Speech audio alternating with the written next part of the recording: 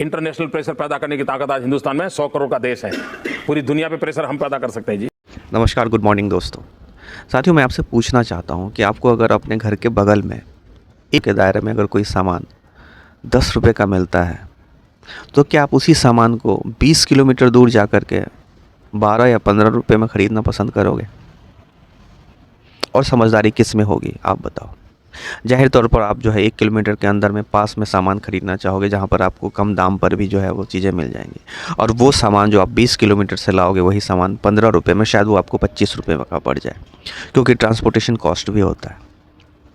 हमारे देश में हमारे यशस्वी प्रधानमंत्री जी के नेतृत्व में ऐसा ही कुछ हुआ है।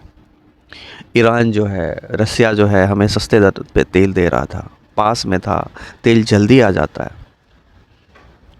उदाहरण तौर पर अगर मैं आपको बताऊं कि अगर हमारे पास ईरान से तेल 5 से 7 दिन में आ जाता है, रसिया से 10 दिन में आ जाता है, तो वही तेल अगर हम अमेरिका से ख़रीदते हैं, वेनेजुएला से मंगवाते हैं, तो वही तेल हमारे यहाँ 25 से 30 दिन में आएगा।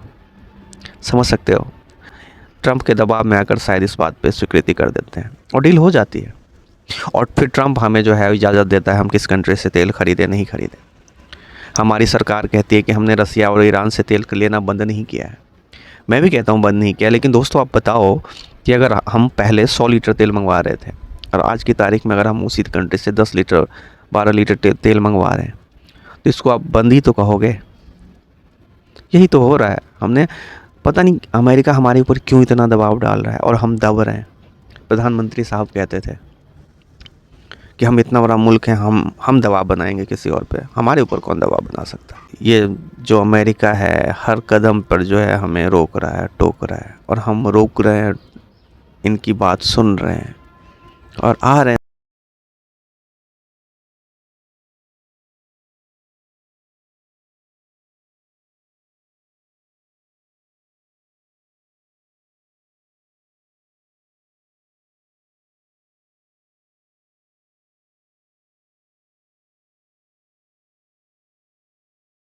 यकीन मानो दोस्तों, इस तरह की जो हमारी विदेश नीति थी, फॉरेन पॉलिसी कभी नहीं रही है।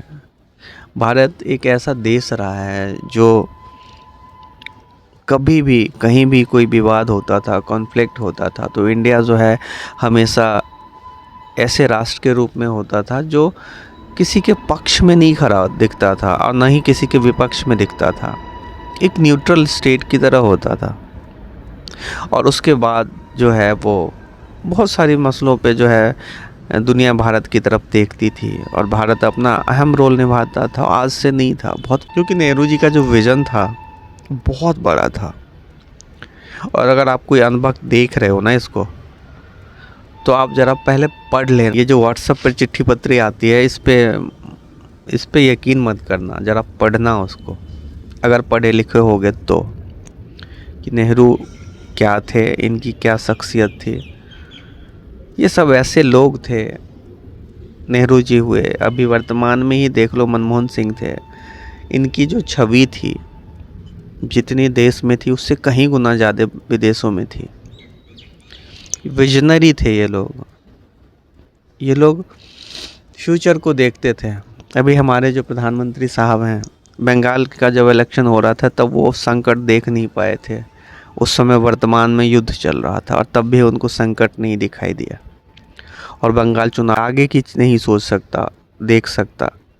वो 15-20 साल 47 तक हमें जो है जुमला दे रहा है। सरकार में आने से पहले इन्होंने बोला था कि भाई 100 स्मार्ट सिटीज़ कहाँ है भाई।